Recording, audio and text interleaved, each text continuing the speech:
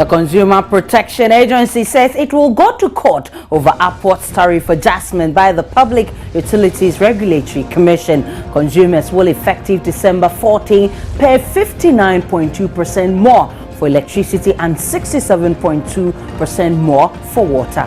This, they say, is very disappointing. The reason is there's still doom so going on. Buying those prepaid, very expensive within this doom saw, and they'll be increasing all those. For sure, there's no sense in it. You may recall that sometime last month, former VRA boss Brobe warned any increase in electricity tariffs now will be premature. So what key considerations went into this increment, and is it justifiable? Are we getting value for money? This is today's big story. My name is Aisha Ibrahim.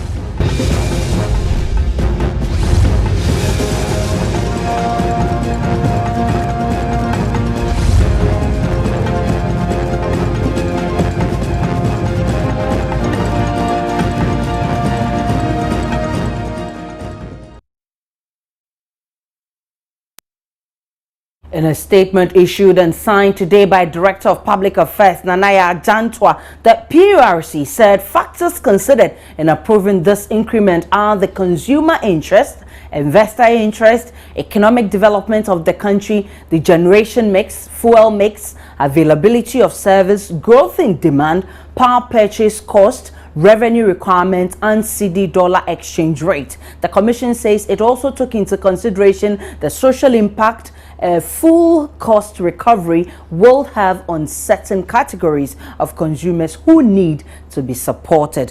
The statement is pointing out that tariffs alone cannot raise the needed capital for the utility service providers to operate effectively. As a result, the Commission is urging government to continue sourcing funds to supplement the tariff income for infrastructural purposes. So how are consumers taking this? We'll bring you what consumers are saying on the street. But right now, let's speak with CEO of the Consumer Protection Agency, who is set to go to court. Good evening, Kofi Kapito. Many thanks for your time. Good evening. How are you? I'm good. Kofi Kapito, you're supposed to join us in the studio. What happened? I know, by traffic. You know, Ghana, nothing works anyway, so. So how is your agency taking this news, and why are you going to court? I don't think it's the agency. I think Ghanaians are not happy about what has happened today. You're talking about the PRC said what it took, what is it, the social consideration of the people? Right. Are they sure? And they are talking about whatever that they did is not going to solve the dilemma or the hardship that Ghanaians are going through. So there was, what is the essence of the increase? I thought we were being told that we need to pay realistic utility price. That is what is going to make be able to have unlimited uninterrupted supply of electricity. Right. So if you've asked me to pay 59.something%, isn't it a disgrace to the country that things are increased 59%? I don't know in South Africa what is wrong with the black man. When you go to other jurisdictions, now they are claiming that they are paying the realistic tariffs. Do you know how much things are increased? 1%, maximum 2%. Even there's a cry over the fact that things are increased by 2%, maximum 3%. And then we are talking about 59%, and somebody says, I should say, hallelujah. I know there were some consultations, Kofi, before this decision was taken. What was your outfit consulted, and, what was your outfit's representation in this whole decision? You know something? The consultation that was made, I can guarantee you that my outfit was not even considered. You know why? Because everything that when we went to meet them, the commission have made up their mind as to what they want. Right. Because they keep saying that we need to pay realistic utility. My question to the commission, that do they also understand what is called ability to pay? What about realistic wages for Ghanaians? Okay, somebody is being paid $10 to $15 an hour. He is buying utility at 18 cents per kilowatt hour. Right. I am being paid 7 Ghana a day, and you ask me to pay the same amount of power. How am I going to do for it? And then when I hear people saying, oh, because the kilowatt hour is cheaper than when somebody talks 1 minute on the phone, it is very, very annoying. Because in the other jurisdictions that they pay that 18 cents, that they are paying $15 an hour. So, mobile telephony is cheap. So this comparison is very, very irritating. Look, we have a challenge on our hands. Nobody's going to deny it because of lack of planning as a nation. Yes, time has come for us to look at the whole thing holistically. The last time I had opportunity to go to one of their consultations that they did was at the teachers' hall. I think you were there, right? Yeah. Did anybody agree as to what they are telling you? Majority of the people said, even if this thing is going to happen, on condition that we will also be giving supply of electricity. That's what we are being told. Somebody is now telling me that even though I have increased it, I'm not going to guarantee you will get what you are paying for. I mean, what kind of country are we living in? I know you represent the consumer, Kofi. What should have been the ideal situation? The ideal situation is increasing things gradually. Right. Okay, we are going into the Christmas holiday. Okay, do you know utility by the automatic adjustment is increased 4 times in a year, every quarter. Right. So what stops us from increasing utility? Let's say what, if it's 100, let's do it, let's say 30% or 35% before we can get to the end of the year. Okay, and like I'm saying, we all know that because of the way we are doing our generation mix, things have actually changed a little bit. We agree, I understand. But the question is, for somebody who says he took into consideration, okay, consumers, and as you yourself put it, consumers are not happy at all. Right. Look, the so-called the companies, the manufacturers don't care. You know why? Because they will pass the bill to you and I. When they manufacture, you think the manufacturing companies are they father Christmas? No, they will pass the cost to you and I. So the end user is the one who is going to suffer. I want the viewers, same way that they are telling us that Monday is the start for the payment of the new tariff. I want viewers also to assure and guarantee Ghanaians that, let's say what, by the end of January, we will be over all this wahala, not just doing so, but even at all power outage. Right. You know, by their own mandate. That is where I'm going to go to court. Okay. And hold them So when are we looking at you going to court? Hopefully, I'll meet my lawyers on Wednesday. We will see where we will file. But let me tell you what, by their own rules, your electricity should not be off continuous 48 hours throughout the whole year. The whole year. Right. Not 1 week. What do we see? And you are not even regulating to make sure that those things don't exist anymore. And you are telling me that, yes, I should pay, but you can't guarantee that I will not still go through power outages. That is not acceptable. Well, many thanks to Kofi Kapito. We're extremely grateful for contribution on today's big story. Let's listen to what the consumer on the street is saying. If the Dumso is going off and it will not come again, fine. When they increase it, I don't have any problem. But not where you increase it, then we are having the same problem there. For that, it will be wahala, I'm telling you. But what about the water? How's your Oh, I'm staying at Adraka. Okay. Mostly we are having normal water. Yeah, we are having normal water there. We don't have any problem over there, over water there. So the water there, I don't have any problem. But my concern is on electricity. Okay. If the Dumso will go there, I don't have any problem. But if not there, Saleh, then Wahala will come to Ghana. For that, I'm telling you. Well, if it's going to improve the service, all right. However, we've had this on several occasions that they say that we should pay more for better services. We do pay more and the services don't improve. It's my hope that this time it will improve because the continuous increments is making life tough. The increase is basically, it's kind of affecting because when you talk about increasing what you were budgeting for a month, you might be, okay, tell your parents, like for me, a student, I'll be like, okay, Dad, this is how much we are paying. And he's already putting down what I should pay for during the period for the light and for the water. So as this is increasing, it's also affecting me seriously because it's also going to enter my money for other use or either my clothing or for my food. Yeah. There's no sense in it. The reason is there's still doom so going on. Buying those prepaid, very expensive within this doom saw, and they'll be increasing all those. Well, sure, there's no sense in it. But you see, the power badge has arrived, Yeah. and it has been connected. So I'm sure Connected and working, started working? Not yet. But Yeah, but why?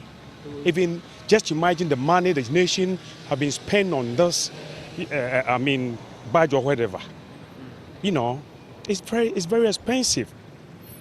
You know, it's very expensive. Excuse me to say, that's why I said there's no sense in it. It's boring because, excuse me, we the workers of this country, how much is our salary? It's painful. I don't want to talk much, please. I think we cannot say we will accept, but we will plead with them to make it, I would say, something valuable for us, something that we will accept, okay, which we can afford. Yes, that's the word, which we can afford. Let's get on to the phone line where lawyer Kwame Jantwa is. He specialized in energy. He will join in the discussion. Good evening, Mr. Jantwa. Many thanks for your time. Good evening, and good evening to fellow Ghanaians. Is a 59.2 electricity tariff justifiable considering our power situation now? It's a very, very difficult challenge, I must admit. Very, very difficult challenge. Where energy is concerned, Ghana is caught between a rock and a hard place. Right. And why do I say that? Looking at the amounts of outstanding financial obligations of VRA alone, between 2013 to July 2015, they have spent nearly $1,311 million.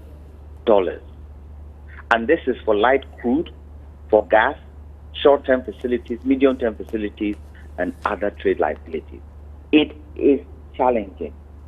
Challenging in the sense that, as the gentleman just said, that salaries aren't being increased. And so where do Ghanaians find the money from? I think the first point of call would be for government to try and at least pay what is owed BCG, the $512 million. Right. That is the first point of call. Okay. Once that is done, what kind of planning are we looking at? Right. And we look at the key challenges that are faced by VRA. Depreciation of the Ghana cedi against the dollar. At least the cedi has stabilized a while, but it's still up and down. Borrowing at high interest rates due to limited revenue. Definitely, if you have limited revenue, you'd have to go for high interest loan. Load shedding for the credit-worthy customers. Those who could pay are going through load shedding. And then the most important of all, the lack of reserve margin. You see, these challenges are glaring challenges. That's why I'm saying Ghana, where energy is concerned, is between a rock and a hard place. And we need to be able to find a solution to it. Mr. Jantwa, does the consumer have a case in going to court to challenge the new tariffs by the PRC, or is it a case that authorities will just have their way all the time? Anybody can go to court. I'll give you a typical example of myself and 6 others. We took government to court on the sale of Ghana Telecom. Didn't we? Anybody can go to court, but it is based on the evidence that is going to be presented. The evidence that is going to be presented, and if you might permit me to use the word, the public, Okay. and the evidence that ECG and all the others would bring. The judge would have to look at that evidence. And yes, the judge would have to look at its social impact on the people and the viability of not charging these rates if, it goes against the energy companies. What would happen to our energy situation? Because you see, we are dealing with equipment. We are dealing with equipment that has a high maintenance value. We're dealing with equipment that we do not produce in Ghana. So we can't say that if something spoils, we'll go to the factory here to replace it. Ideally, what should have happened was that when we were putting up all these power plants, Akosombo being one of them, Bui being the other, thermal plant being the other, we would have also brought in factories to manufacture, if nothing at all, those implements and those equipment that are used daily in maintenance. But we haven't done that. And so we're having to spend our precious dollars to take out there to bring maintenance equipment in. A portion of the PURC statements, and I read, and I'm very interested in a particular point where it says it considered CD dollar exchange rate and availability of the service. I repeat, availability of the service. Are we having those services available, and that we should consider paying 59.2%? That is the $1 million question. We aren't. Are we? Are we having the service? And, I take what TUC say, that before we increase, all those power companies, i.e. Volta River Authority, Ghana Grid Company, ECG, Northern Electric Distribution, Ghana Water Company, should show us what they have used the previous increases for, the money that they got. Right. They should show us. They should show us that, look, we use it for A, for B, for C, for D. Exactly. And this is what we have got from A. Right. This is the balance that we need to be able to make sure that we can supply utilities on a constant basis. Right. But if you haven't done that, how do you come to me to ask me to pay?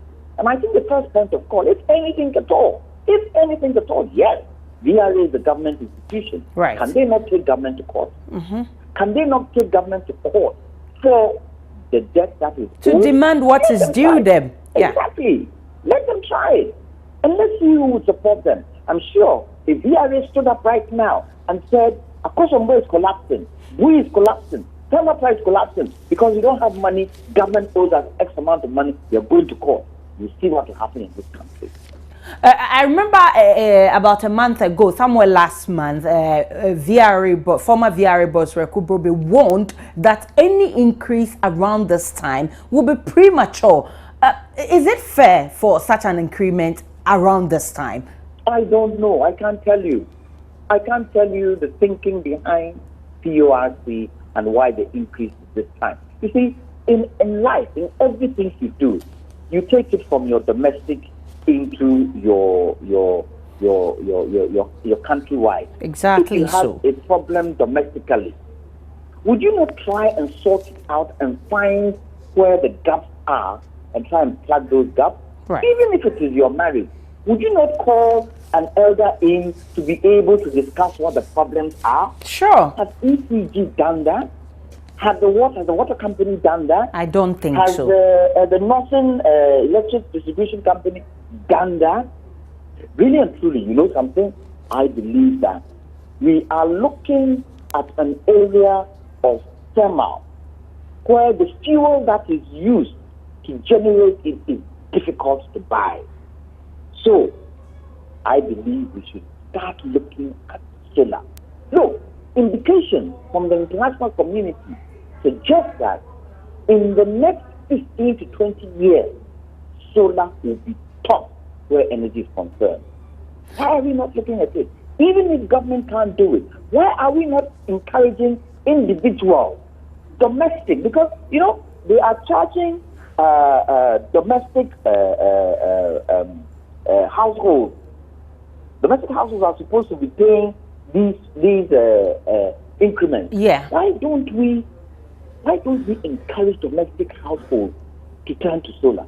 Right. Make sure that if nothing at all, start solar production in Ghana.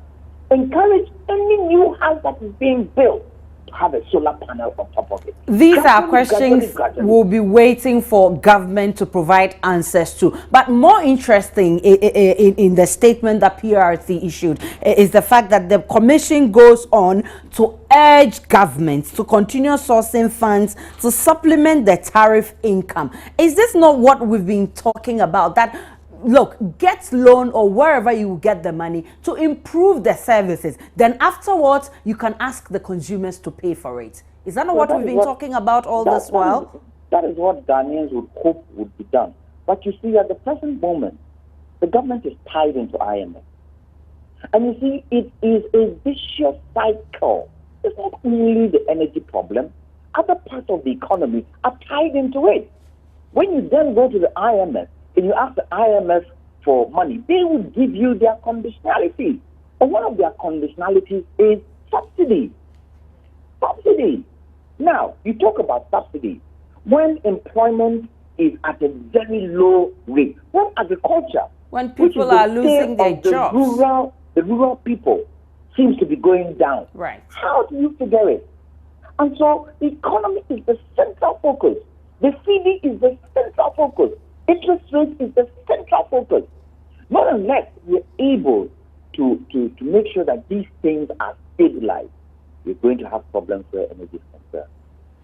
Well, many thanks to you, Kwame Jantwa, for your time on today's big story. If you just joined us, we're talking about utility tariff increment by the consumer, by the Public Utility Regulatory Commission. It says that we are henceforth from December 14, 2015, going to pay 59.2% more for electricity and 67.2% more for water. You heard the consumer and you've heard CEO of the Consumer Protection Agency. It doesn't look good at all for any consumer that we're all experiencing power cuts, and it's even getting worse this time round. This is a time where government has said that we are going to end DUMSO by end of the year, and December is the month that ends 2015. We haven't heard anything from the power minister who made the promise. We're still waiting. We're told of some power barges.